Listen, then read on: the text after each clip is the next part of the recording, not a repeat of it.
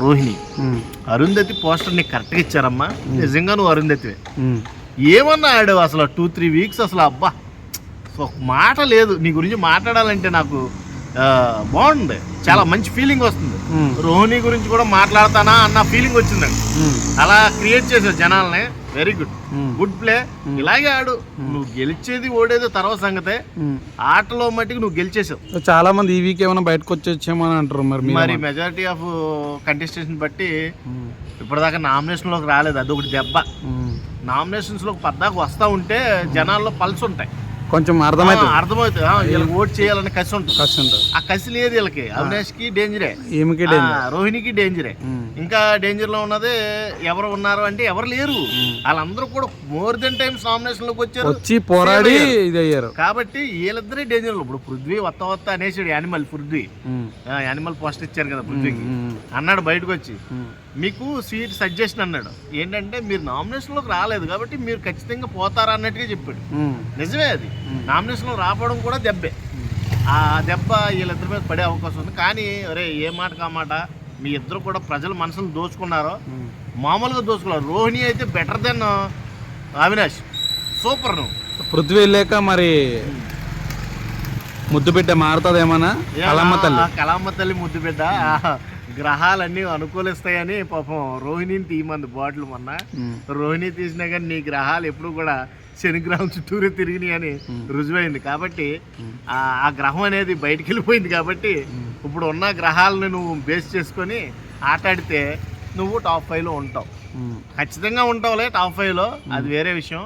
కాకపోతే నువ్వు అన్నావు చూడు నాగార్జున గారి దగ్గర, అది చాలా తప్పు. ఆటలాడిన వాళ్ళు ఎవరో కప్పు గెలవలేదు, ఏదో చక్కగా సైలెంట్గా ఉండి ఫ్లట్టింగ్ చేసినట్టు గెలిచారు అన్నట్టుగా మాట్లాడాడు. అది చాలా తప్పు. ఒక టైంలో నడిచిందేమో కానీ ఈ టైంలో నడవదు. అది నువ్వు అనుకునే థీరీయే తప్పు. ఫస్ట్ ఆ థీరీని మార్చుకో. ఆటలు ఆడిన వాళ్ళే గెలుస్తారు ఎప్పుడైనా సరే. ఆటలు ఆడిన వాళ్ళకి ఎక్కువ బజ్ ఉంటుంది, ఆటలు ఆడిన వాళ్ళకి ఎక్కువ వాల్యూ ఉంటుంది. నువ్వు ఒకసారి కప్పు పట్టుకున్నా నీకు వీడికి వర్త్రా ఈ కప్పు అని ఒక లాస్ట్లో రైతు బిడ్డను చూస్తే అనిపించింది. వాడు ఏమన్నా ఆట ఆడాడు కాబట్టి వాడికి దొరికింది కప్పు. అలా అనొద్దు, అది చాలా తప్పు. రాహుల్ సిప్లిగంజ్కి అప్పుడు ఆ టైంలో పెద్దగా ఆయనకన్నా తోపులు వెళ్ళిపోయారు బయటకంటే. నీకులాగా వాళ్ళు తోపులో ఏం చేశారంటే నోటు దోలో వేసాలు వేసారు. తోపులే నిజంగా. వాళ్ళు నోటు దోలు వేసాలు వేసి బయటకు వెళ్ళిపోయారు. ఆడికి చిక్కింది, అదృష్టంగా చిక్కింది మా రాహుల్ సిప్లిగంజ్కి. మనోడు కూడా సుడిగాడే. ఈ నీకు అలాగే చిక్కుద్ది అనుకుంటే కష్టం. ప్రేరణ టాప్ 5లో ఉంటుంది అంటారా? ఖచ్చితంగా ఉంటుంది, ఖచ్చితంగా. No doubt at all. రాత్రే అవ్వాలి టాప్ 5కి. కాకపోతే నాకు ఒక క్వాలిటీ నచ్చింది ప్రేరణలో. తక్కువ రాసుకుంది అమౌంట్. అది మెయిన్ అమౌంట్ లోంచి కట్ అవుద్దని చెప్పాడు. మీ ఇద్దరిలో కంటెండర్ ఒకరు అవుతారు. 2 చెక్లు ఉన్నాయి, బ్లాంక్ చెక్లు, మీరు ఫిల్ చేసుకోండి. దాంట్లో ఎవరైతే ఎక్కువ రాస్తారో వాళ్ళకి కంటెండర్షిప్ ఇచ్చేస్తాను, మెయిన్ బ్యాలెన్స్ నుంచి కట్ చేసేస్తాను అన్నప్పుడు మనోడు నబీల్ ఆలోచించి అసలు రాయడం అనుకున్న నబీల్ అందరు ఎక్స్పెక్టేషన్ మించి రాశాడు. 15 లక్షలు ఇస్తే అవుట్ ఆఫ్ 15 లక్షలు రాశాడు. మన ప్రేరణ మటుగా పైన చిలుకు తీసేసింది, 50,000 పైన చిలుకు 4 లక్షలు తీసేసింది సంథింగ్. కాబట్టి ఆ విషయంలో ప్రేరణ కొంచెం పెరుగుద్ది. నబీల్ పరిస్థితి నబీల్ ఇద్దరు కూడా తీసుకోలేదులే, కంటెండర్ ఎవరు తీసుకోవాలా.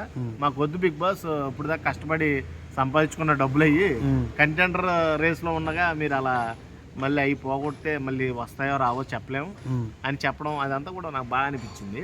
ఇద్దరు కూడా గివ్ అప్ ఇచ్చారు కూడా, అది బాగుంది. నబీల్ టాప్ 3లో ఉంటాడు అన్న? ఉంటాడు, ఖచ్చితంగా ఉంటాడు. నబీల్ టాప్ 5లో ఉంటాడు. టాప్ 5లో టాప్ 3 అని నేను చెప్పను. ఎందుకంటే నబీల్ ఒక టైంలో ఒక 13 వీక్స్ దాకా నబీల్ అంటే కింగ్ షేరు హౌస్ లో. ప్రతి ఒక్కళ్ళు కూడా మామూలుగా ఇన్స్పిరేషన్ ఎవడన్నా ఉన్నాడు అంటే నబీల్. చాలా మంది పృథ్వీతో దోస్తానం చేసాక పాడైపోయాడు. యానిమల్ తో దోస్తానం చేశాడు, ఎగిరిపోయింది ఆడి బజ్ అంతా. యానిమల్ బయటకు వెళ్ళిపోయింది కాబట్టి ఇప్పుడైనా ఫ్లవర్ షేరు ఇద్దరు కూడా బాగా ఆడితే మీ ఇద్దరు కూడా మంచి ఫ్యూచర్ ఉంటుంది. నేను చెప్తున్నా కదా, బిగ్ బాస్ 8లో నబీల్కి ఉన్న క్రేజ్ మొత్తం తగ్గింది. మన ఓటింగ్లో 10% నబీల్కి వచ్చింది ఓటింగ్. అంటే చూడు నువ్వు ఎంత లాస్ అయిపోయావు. 90% ఓటింగ్ లాస్ అయిపోయావు. 70% గౌతమ్ గెలిపోయింది ఓటు. ఇప్పుడు 70% తగ్గిపోతుంది. ఎందుకంటే నిన్న ఫ్లిప్పింగ్ మాటలు నిఖిల్కి 70%, గౌతమ్కి 70% ఉంది. నిఖిల్ 80%లో పడతాడు, ఆ 70%లోనే గౌతమ్ ఉంటాడో. నీది కనీసం 40%కి వెళ్ళాలి ఈసారి నబీల్, లేకపోతే డేంజర్ జోన్లో ఉంటాం. సో లాస్ట్ వీక్లో డబుల్ ఎలిమినేషన్ ఉంటే ఎవరు వెళ్ళిపోతారు మీరు అనుకుంటున్నారు? ఈ వీక్లో ఖచ్చితంగా డబుల్ ఎలిమినేషన్ మళ్ళీ ఉంటుంది. ఖచ్చితంగా రోహిణి డేంజర్ జోన్లో ఉంది, నబీల్ డేంజర్ జోన్లో ఉన్నాడు, అలాగే ప్రేరణ డేంజర్ జోన్లో ఉంది, విష్ణుప్రియ డేంజర్ జోన్లో. ఓకే, ఈ నలుగురిలో కంటెండర్ ఎవరైతే అయిపోతారో ఈ వీక్లో చాలా అదృష్టం ఉంది. వాళ్ళు సుడిగాడు, అర్థమైందా? ఏమో రోహిణి అయిపోయింది అనుకో, టాప్ ఫైవ్లోకి వెళ్ళి కూర్చో, రోహిణి టాప్ ఫైవ్లో కూర్చుంటారు. అర్థమైందా? సో ఈ వీక్ తెలిసిపోద్ది అనమాట ఎవరు? ఖచ్చితంగా తెలిసిపోద్ది. ఈ వీక్లో కంటెండర్ అవ్వాలి. ఫస్ట్ సెకండ్ కంటెండర్ ఈ వీక్లో అవుతాడు. కనుమ వాళ్ళని బిగ్ బాస్ ఆటోమేటిక్గా రిమూవ్ చేసేసిన వాళ్ళు ఇంకా మిగిలేదు 5 కదా. ఇప్పుడు ఉన్నదే 7లో కొంపలో 7 మంది. ఆ కొంపలో 7 మందిలో ఒక ఇద్దరు రిమూవ్ చేయడానికి ఆటోమేటిక్గా అందరూ టాప్ 5. అర్థమైందా? ఈ సెకండ్ కంటెండరే మెయిన్. సెకండ్ కంటెండర్ ఎవడైతే మనం ఉండాలనుకుంటున్నామో, నాకు తెలిసి సెకండ్ కంటెండర్ నబీల్కి వెళ్తుంది మ్యాక్సిమం. నబీల్ ప్రేరణ మిస్ చేస్తున్నాం, సారీ వెళ్తుంది ఇంకా ఇద్దరికి. నాకు తెలిసి విష్ణుప్రియకి రోహిణికి ఛాన్స్ ఉంది, టాప్ 5లోకి వెళ్తాయి. అర్థమైంది నీకు? వీళ్ళిద్దరిలో నాకు తెలిసినంత వరకు ప్రేరణ వెళ్ళిపోవచ్చు, కానీ సుడి ఎక్కువ, గాలి ఎక్కువ రోహిణి చుట్టూరు తిరిగిందంటే ఖచ్చితంగా అయిపోద్ది టాప్ 5. నేను చెప్తున్నా కదా, ఎందుకంటే వాళ్ళకి కొంచెం అదృష్టం కూడా బాగా కలిసి వస్తుంది. నెగిటివ్ ఎనర్జీ బాగా తగ్గింది, వాళ్ళకి తగ్గి కొంచెం అవినాష్కి రోహిణికి బాగా సహకరిస్తుంది వ్యవహారం. కాబట్టి ఈ రకంగా చూస్తే ఖచ్చితంగా మనోడు వెళ్ళిపోతాడు. థ్యాంక్ యూ అన్న. Okay, thank you.